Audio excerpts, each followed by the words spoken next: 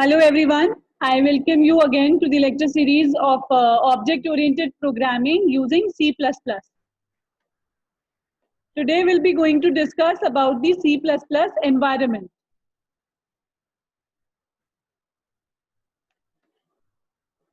The various topics which are to be covered in today's lecture are program development environment, then we'll be studying C++ standard libraries, and then I'll give you a brief introduction about the language standards of C++.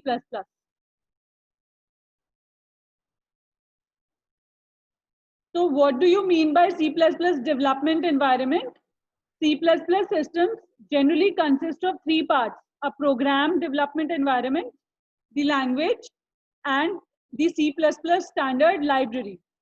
C++ programs typically go through 6 phases: edit, pre-process, compile, link, load, and execute.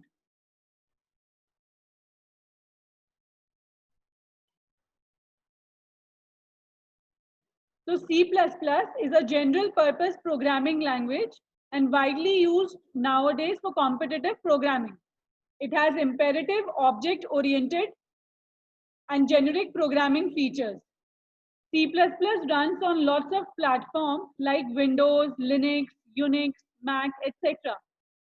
So before we start programming with C++, we will need an environment to be set up on our local computer to compile and run our C++ program successfully. If you do not want to set up a local environment, you can also use online IDEs for compiling your program. What IDE is? Integrated Development Environment. So how to use online IDE? IDE is a software application that provides facilities to a computer programmer for developing software.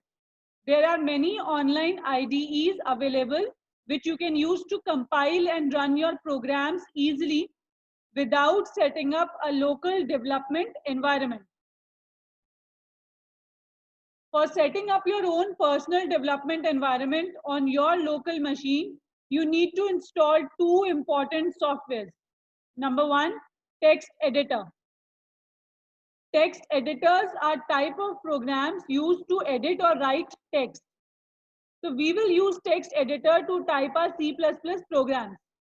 The normal extension of a text file is .txt, but a text file containing C++ program should be saved with the extension .cpp. Files ending with the extension .cpp or .c are called source code files, and they are supposed to contain the source code written in C++ programming language. These extension helps the compiler to identify that the file contains a C++ program. Before beginning programming with C++, one must have a text editor installed to write programs. C++ compiler. Once you have installed the text editor and typed and saved your program in a file with .cpp extension, you will need a C++ compiler to compile this file. A compiler is a computer program which converts high-level language into machine-understandable low-level language. In other words, we can say that it converts the source code written in a programming language into another computer language which the computer understands. For compiling a C++ program, we will need a C++ compiler, which will convert the source code written in C++ into machine codes. If you have Linux system, then this is about the Linux installation. We will install the GNU GCC compiler on Linux. To install and work with the GCC compiler on your Linux machine, proceed according to below steps. You have to first run the below two commands from your Linux terminal window. The two commands are sudo apt get update. Second is sudo apt get install GCC. This command will install the GCC compiler on your system. You may also run the below command, sudo apt get install build essential. This command will install all the libraries which are required to compile and run a C++ program. After completing the above step, you should check whether the GCC compiler is installed in your system correctly or not. To do this, you have to run the below command from Linux terminal, g++ and the version. If you have completed the above two steps without any errors, then your Linux environment is set up and ready to be used to compile C++ programs. In further steps, we will learn how to compile and run a C++ program on Linux using GCC compiler.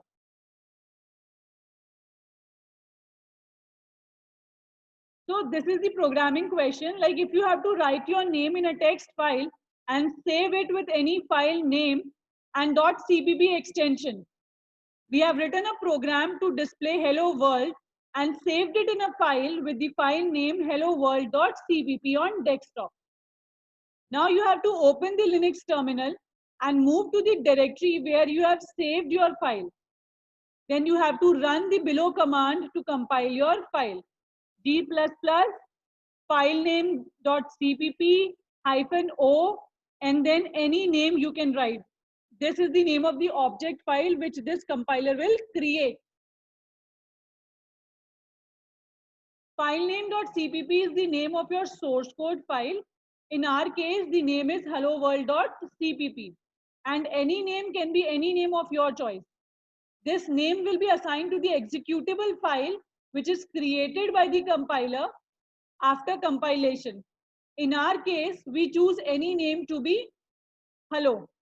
We will run the above command as g++ hello world -o hello world.cpp hello -o. Then you write any name like hello. After executing the above command, you will see a new file is created automatically in the same directory where you have saved the source file, and the name of this file is the name you choose as any name. Now to run your program, you have to run the below command ./hello. That is the name of the file you have given by your own, that any name. This is hello. This command will run your program in the terminal window.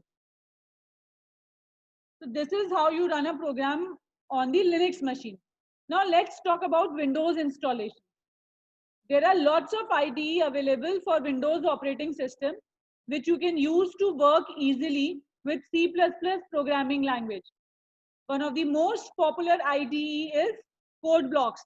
You must have heard this name. Once you have downloaded the setup file of CodeBlocks from the given link, open it and follow the instruction to install. After successfully installing CodeBlocks, go to File menu, select New and create an empty file. See, students follow these steps so that you are able to code your program using CodeBlocks. Now write your C++ program in this empty file and save the file with the .cpp extension. After saving the file with .cpp extension, go to the build menu and choose the build and run option. So when you'll choose the build and run option, then the output will be in front of you. So this is how you install CodeBlocks and run any program on CodeBlocks using any program of C++ using CodeBlocks. So this was about the window installation, and we have also discussed Linux installation. So I hope now you all can install the compiler on Windows machine as well as on the Windows machine as well as on the Linux machine. Now the C++ standard library.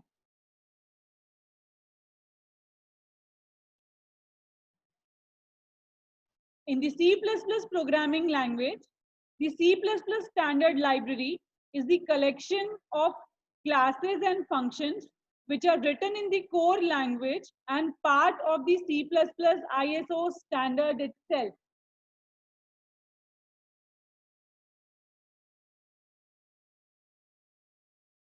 The C++ standard library provides several generic containers, functions to utilize and manipulate these containers, function objects, generic strings and streams, support for some language features, and functions for everyday tasks such as finding the square root of a number, etc.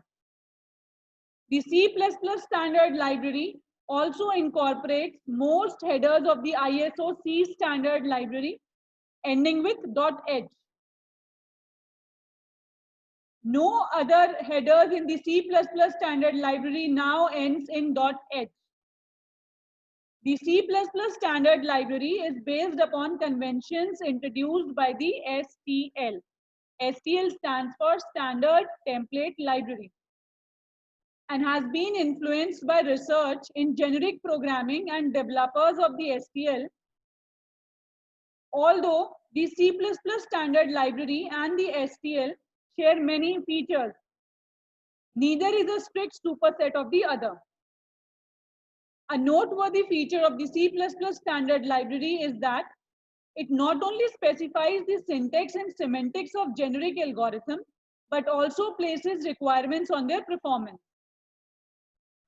These performance requirements often correspond to a well-known algorithm, which is expected but not required to be used.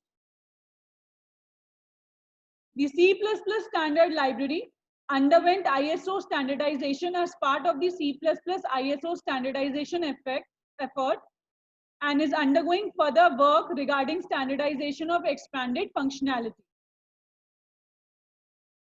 The C++ standard headers, the following files contain the declarations of the C++ standard libraries like array, bitset, dequeue, forward list, list, map, etc. These are all the standard, these are the files which contain the declarations of the C++ standard libraries.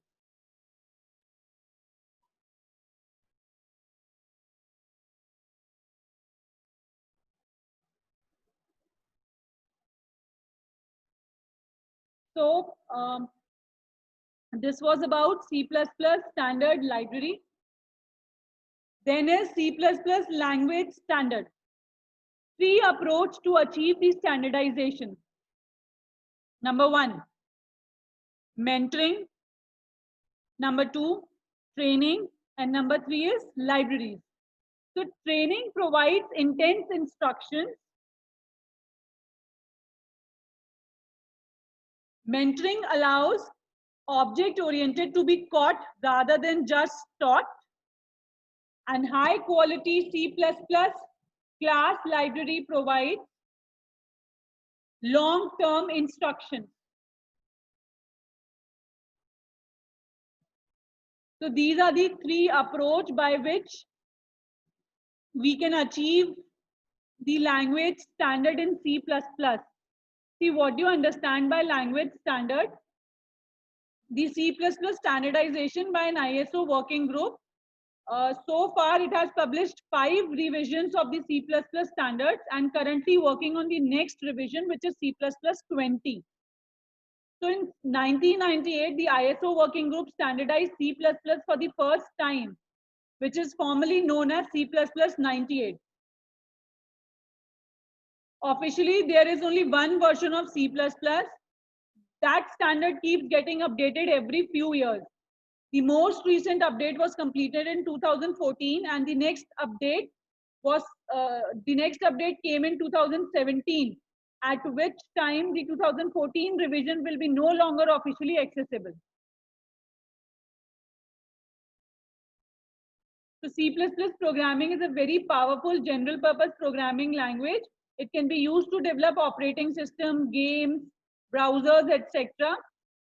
It supports different ways of programming like procedural, object-oriented, functional, and so on. So in every version of C++, there has been certain improvements. Like, for example, in the previous versions of it, we used to write .h with every header file. Like if we include IOStream, then we used to write iostream.h. But now in the new versions of C++, you do not have to write .h. You simply write hash include IOStream and it will also work. So these are the certain examples of improvement which occur in each and every versions of C++. I hope it is clear to everyone. So what we have studied today, we have seen the C++ programming environment that is on Windows machine also and on Linux machine also. We have seen all these steps, how to download the softwares and how to install that particular software onto your system. Then we have also studied about the C++ standard libraries. There are various standard libraries. We'll be discussing those libraries again in the later lecture of mine. Then lastly, we have studied about the C++ language standard. There is a long list of standard which has to be followed while writing a C++ code. But then when we will start the actual programming of C++, then only you can understand what is the standard of writing C++, what is the protocol for writing a C++ program. So the three important things which we have studied today: C++ programming environment, C++ standard libraries, and the C++ language standard. Thank you so much for listening to my lecture. Have a good day.